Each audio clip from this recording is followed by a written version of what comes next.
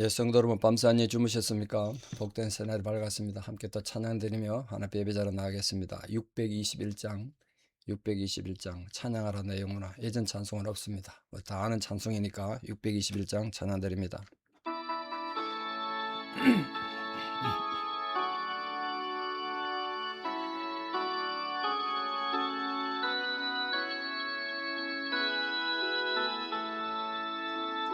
찬양하라 내 영혼아, 찬양하라 내 영혼아, 온 마음과 정성 다하여 주 찬양하라. 경배하라 내 영혼아, 경배하라 내 영혼아, 온 마음과 정성 다하여 주 경배하라. 아멘. 사도신경으로 우리 신앙을 고백드립니다. 나는 전능하신 아버지 하나님 천지의 창조주를 믿습니다. 나는 그의 유일하신 아들 우리 주 예수 그리스도를 믿습니다. 그는 성령으로 잉태되어 동정녀 마리아에게서 나시고 본디오 빌라도에게 고난을 받아 십자가에 못 박혀 죽으시고 장사된 지 사흘 만에 죽은 자 가운데서 다시 살아나셨으며 하늘에 오르시어 전능하신 아버지 하나님 우편에 앉아 계시다가 거기로부터 살아있는 자와 죽은 자를 심판하러 오십니다. 나는 성령을 믿으며 거룩한 공교회와 성도의 교제와 죄를 용서받는 것과 몸의 부활과 영생을 믿습니다. 아멘. 네, 2026년 6월 18일 목요일 새벽입니다. 하나님 주신 말씀 요한복음 11장 25절에서 35절입니다. 요한복음 11장 25절에서 35절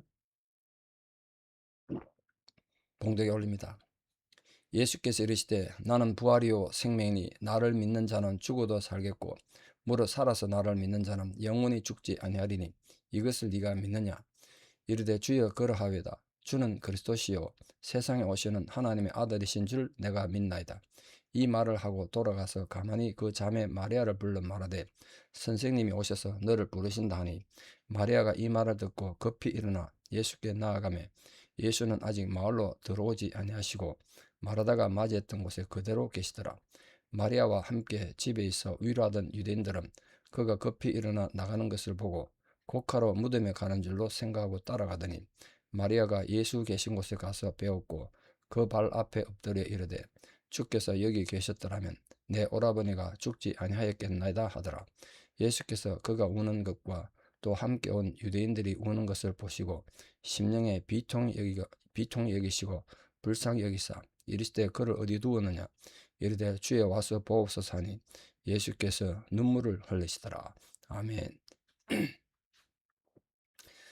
자, 우리 어제 아침에 본 것처럼 마르다의 관념적인 신앙을 예수님께서는 실제적인 생명 있는 신앙을 바꿔주시기 위해서 이렇게 말씀하셨어요. 나는 부활이고 생명이다. 부활을 먼저 강조하신 것은 부활 자체가 생명이기 때문이 아닌가 이렇게 생각해 봅니다. 또 두 번째 뭐라 그러냐면 무릇 나를 믿는 자는 영원히 죽지 않는다. 영생을 얻을 것이다. 그 영생이란 건 예수 그리스도께서 주님께서 죽음을 정복하고 부활하셨기 때문에 가능하죠. 물론 아직 이때는 예수님께서 뭐 죽지도 않고 부활도 안 하셨습니다만 예수님 그걸 위해서 오셨기 때문에 이렇게 말씀하신 것이겠죠. 자, 이 말씀하시고 예수님께서 마르다에게 네가 이걸 아느냐? 이래 묻지 않고 네가 이걸 믿느냐? 라고 물으셨다는 게 중요해요. 오늘 우리에도 우리 예수님께서 물으시는 거예요. 네가 성경을 많이 아느냐? 이게 중요한 게 아니라 믿느냐에 믿느냐. 믿는 자가 되기 바랍니다. 아는 데 끝이지 말고 내가 압니다가 아니라 내가 믿습니다. 이래야 된단 말이에요.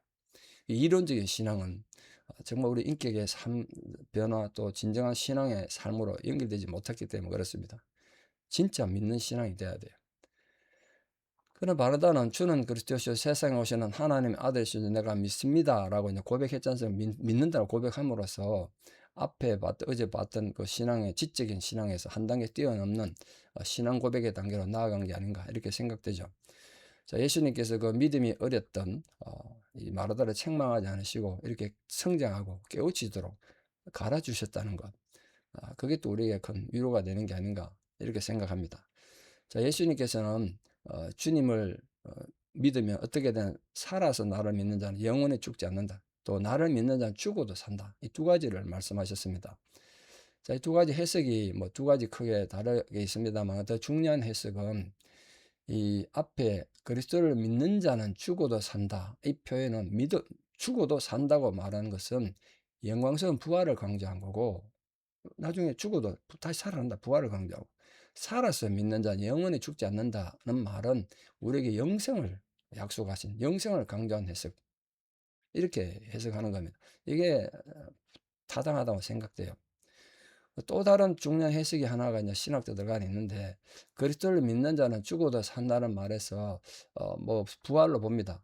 근데 살아서 믿는 자는 영원히 죽지 않는다. 이거는 예수님 재림하신 뒤에 우리 소위 말해 휴거라 그러죠. 다시 살아나서 영원한 하늘 날아가고 뭐 천년왕국을 이루고 이런 내용의 재림을 말하는 게 아닌가 이렇게 생각을 하고 또 주장합니다. 그러나 여기에 재림까지 갖다 붙이는 건 조금 난센스가 아닌가 생각해요. 예수님께서 뭐 그런까지 얘기하면 지금 마르다에게 얘기했겠습니까? 그래서 중요한 건 몸이 죽어도 부활한다는 죽어도 믿는 죽어도 산다는 거고 나를 믿는 영원히 죽지 않는다. 영생 얻는다. 뭐 그런 뜻으로 이해하시면 좋겠습니다. 자, 오늘 우리가 이 27절부터 시작 기록되는 마르다의 신앙 고백을 좀 살필 필요가 있습니다. 마르다가 지금 이 짧은 글에서 예수님의 신앙 고백 4가지를 했어요. 중요하죠. 첫째 마르다 신앙 고백은 예수님이 그리스도인 것을 내가 믿습니다. 그리스도라고 고백했어요. 메시아라는 거예요. 메시아. 구세주죠.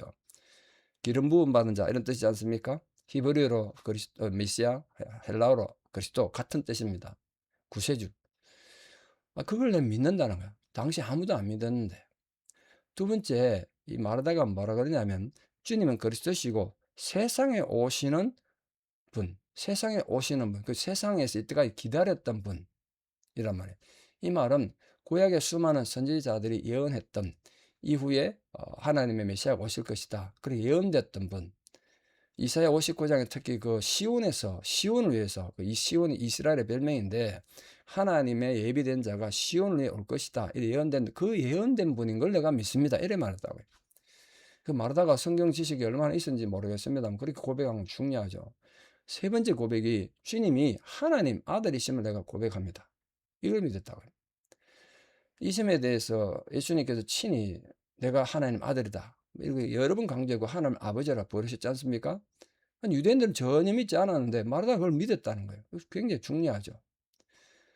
근데 이 마르다가 예수님이 나의 그리스도시고 내가 하나님 아들입니다. 이렇게 고백한 것이 베드로의 신앙 고백이 있지 않습니까? 주는 그리스도시요 살아계신 하나님의 아들이심 내가 믿습니다. 나다나엘도 그렇게 신앙 고백한 뭐 그런 고백이죠. 마지막으로 마르다의 고백이 뭐냐면 내가 이것을 믿나이다 이렇게 해서 믿나이다. 그 신앙 고백한 거죠. 그 지적인 생각으로만 하던 신앙 차원에서 내려와서 입술로 고백하고 마음으로 믿는 진짜 믿는 고백을 한 거죠. 이렇게 말하다가 신앙이 변화됐고 성숙했다는 거예요. 그게 중요하죠.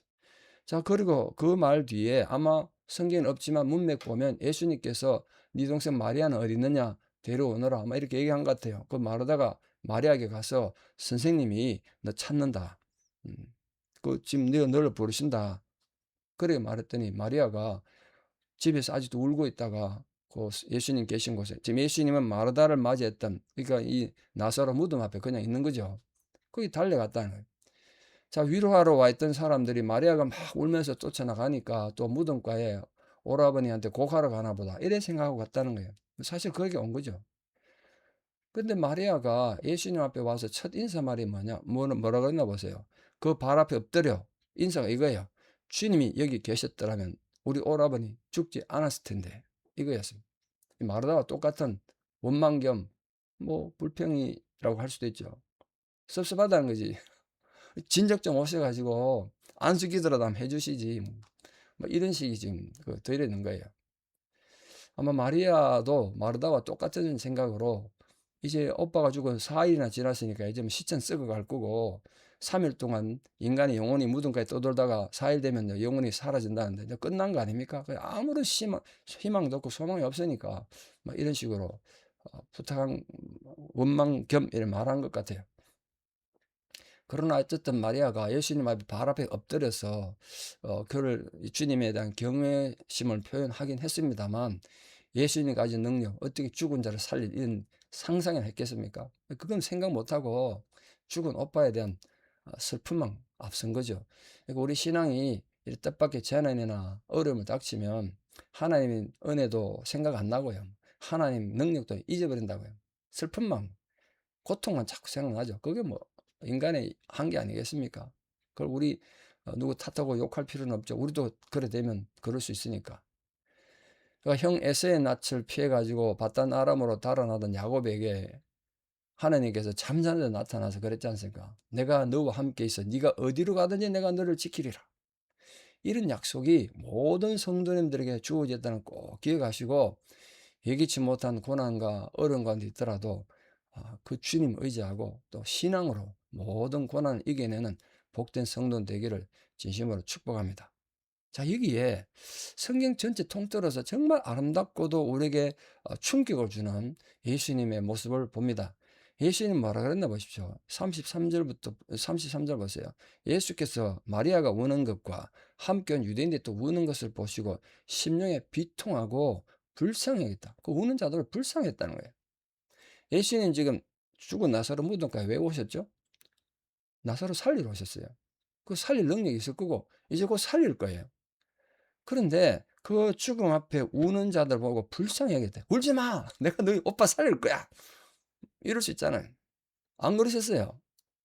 그러니까 여러분, 인간의 죽음에는 두 가지를 생각하고 싶은, 인간의 죽음에는 신앙 이전에 아픔이 있다는 거 주님도 아셨어요. 불쌍해야겠다니까요.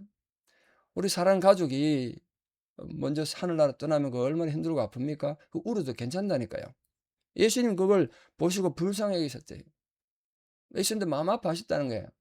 비통해 겠다니까. 야, 믿음 있는데, 막 부활을 믿는데 천국인데 왜 울긴 왜 울어? 이게 아닙니다.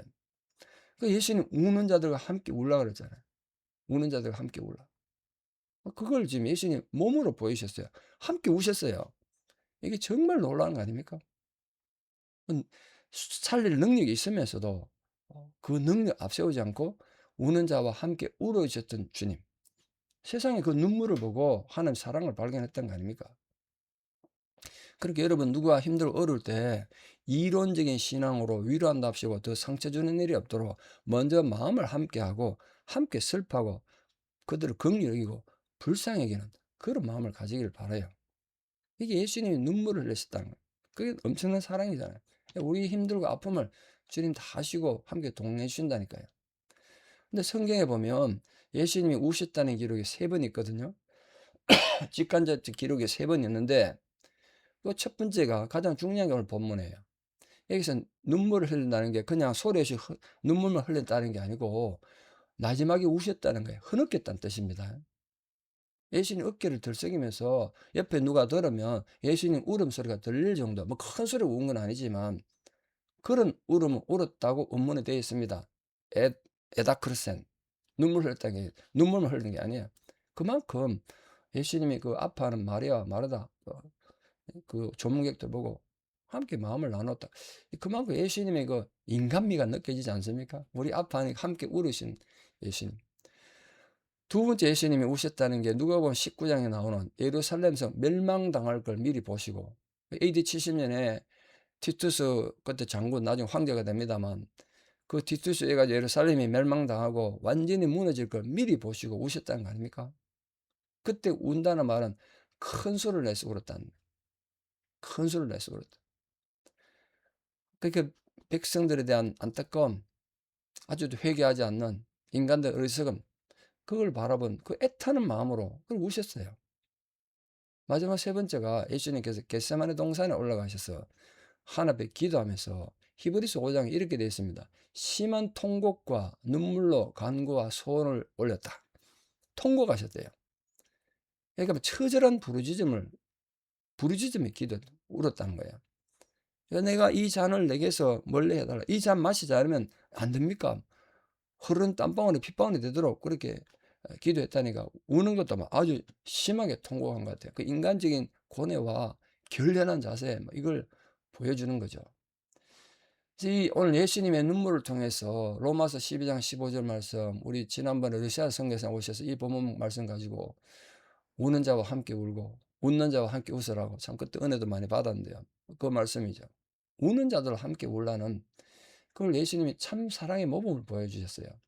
이런 모범은 형제의 고통을 나누지 못하고 형제의 아픔, 이웃의 아픔을 이해하지 못하는 현대인들의 삭막한 마음에 참 도전도 되고 경고도 되고 또 때로는 위로가 되는 게 아닌가 생각합니다. 여러분 힘들고 어렵습니까? 주님이 나를 위해 울어주신다는 사실을 알고 또 내 주변을 좀 보시고 힘들고 아파하는 분들 계십니까? 손잡고 함께 울어주세요.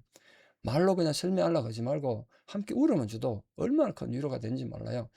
우리를 위해 눈물 흘려주시는 주님의 눈물을 기억하고 오늘도 우리가 그 눈물의 위로를 세상에 전하는 자가 되기를 우리 주 예수 그리스도 이름으로 축원합니다. 기도드리겠습니다. 아버지 하나님, 하나님은 우리를 위해 눈물을 흘려주시는 분이라는 것을 오늘 뜨겁게 깨닫습니다. 예수께서 눈물을 흘리시더라. 이 말씀 앞에 우리가 무슨 인간적인 논쟁과 신학적 의미가 무슨 의미가 있겠습니까?